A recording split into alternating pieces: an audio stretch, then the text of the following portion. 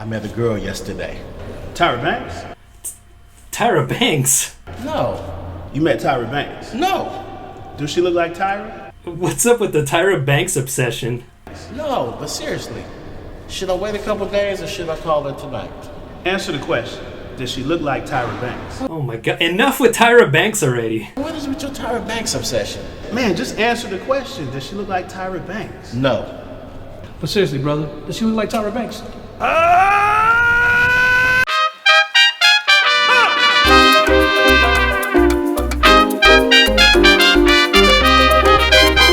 Hello Burrito family, welcome back to the channel. I'm Burrito, and today we got something special. Hopefully you guys like sports because we got Basketball 316 on DVD ready to make a slam dunk on me as a good movie.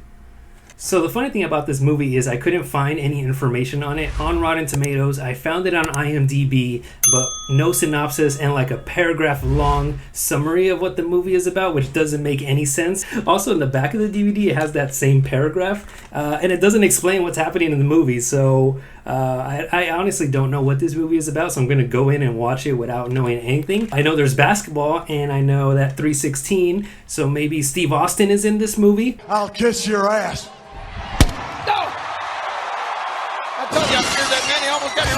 Give me a hell yeah. Give me a hell yeah. Obviously, I know that there isn't any wrestling in this movie, but anytime I see 316, it reminds me of Stone Cold Steve Austin. If you grew up with wrestling, then this 316 kind of comes to your mind. If not, then I'm sure it's probably the John 316 from the Bible. I also have a lot of problems with the front image, or I guess the poster of the movie. The guy dunking the basketball, the ball is not even going anywhere near the rim, like he's dunking on the other side. And then the cross on top, the sunrise is like between the buildings, but the cross sunrise, I guess, is like on top of it. So this whole front makes no sense. I also like the two basketballs in between the 316. That's a nice touch. And then the word basketball has like a textured font to look like a basketball. All right, well, this movie already made its first turnover of the game. First impressions of the movie obviously are not looking too great. I don't know what the movie's going to be about. I have a lot of problems with the cover. Let's throw it in, basketball term, and let's start watching. These opening clips look like they were made on iMovie. I love this guy's pimp style shirt. It's like perfect church attire.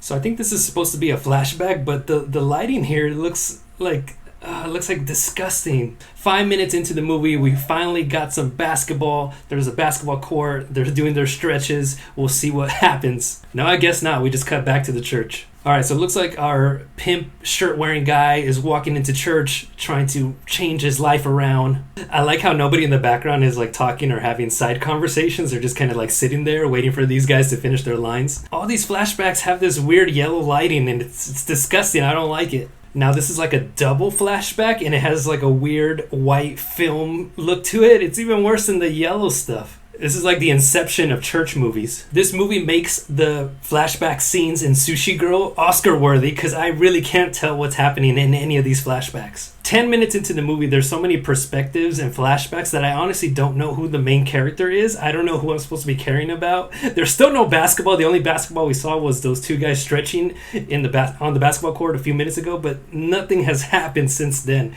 There's just nothing but flashbacks and backstory.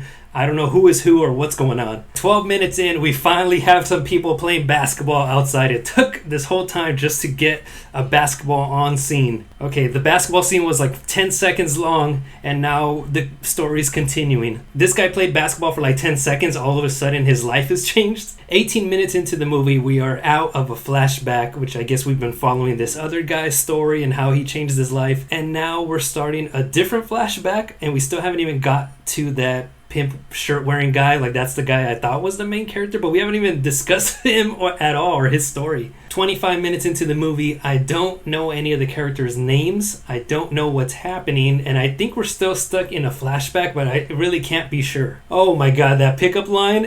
Is it better to admire from afar or to jump right in? How much bravery does it take? None. None? Yeah, nah. And then you have this super cheesy music. It's great. 27 minutes into the movie, we got some more basketball finally. We're inside a gym. There's some basketball going on. It's not that great, but it's great to finally see some basketball action. This looks like basketball at LA Fitness. Oh no, don't tell me they're going to go into a different flashback with this guy. Please don't do another flashback. Please don't do another flashback. Instead of a flashback, this pastor guy just gave his whole life story for 5 minutes. I don't know what's worse. This pastor just had basketball shorts underneath the whole time. I just sat through a 5-minute church session in the movie where he talks about Jesus juice. Was not expecting that at all. We got a montage of this guy and this girl's relationship over the years. Classic date at the park. So this guy, I still don't know his name in the movie. Apparently church wasn't enough to change his life and now he's going to therapy. I finally found out this guy's name. They called him Mr. Nichols at the therapy office. The classic stand by a tombstone in a cemetery shot. Notice he didn't use his full hand, only 2 fingers. 57 minutes into the movie, we finally see the pimp style shirt guy one more time. We haven't seen him since the beginning of the movie. I completely forgot he was in the movie. So apparently all the people that were sitting in church in the beginning of the movie just gave up and they all just left. The movie's coming to an end, and I kid you not, for the past 7 minutes, it's been like a real church experience. Like, they had a full song, this guy's giving a full sermon. Finally, in the credits, I found out this guy's name is K-Money. I had no idea. I don't think anyone ever called him K-Money in the entire movie. The shot clock just ran out on this movie, and for being called Basketball 316 with so little basketball in it, I didn't enjoy it at all. Final thoughts on the movie. There's literally less than 2 minutes of actual basketball in this movie titled Basketball 316.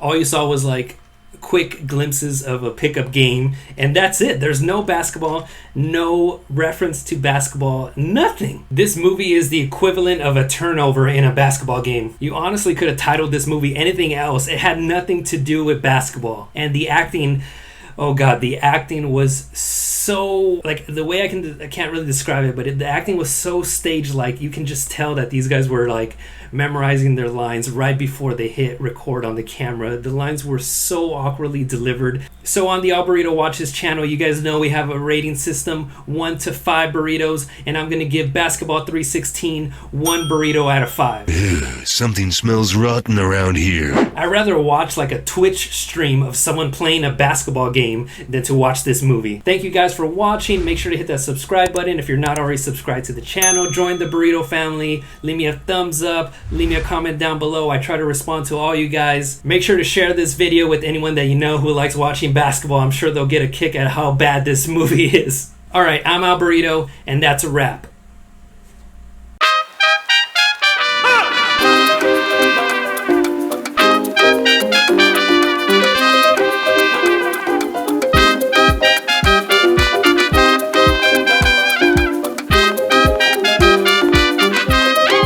But seriously, brother, does she look like Tyra Banks?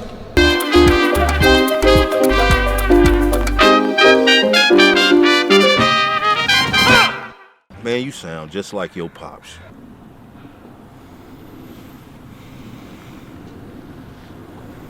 You out of pocket. You out of pocket.